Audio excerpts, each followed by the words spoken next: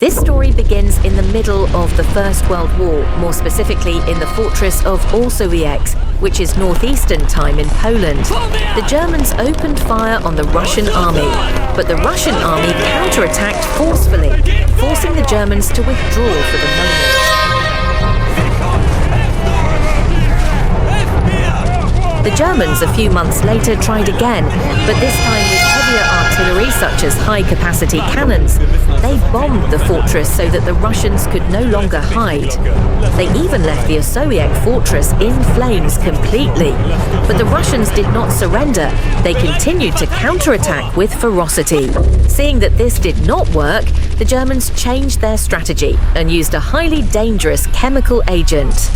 Chlorine gas was a very devastating chemical agent, used for the first time as a weapon in Ypres in April 1915.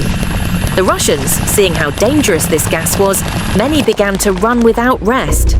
Many put on masks, but they did not know that those masks were broken. Others put rags or clothing on their faces to cover their faces from the smoke, but it was useless.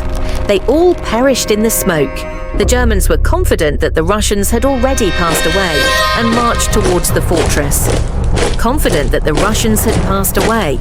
But the Russian soldiers started to come out from the trenches, but they no longer looked alive.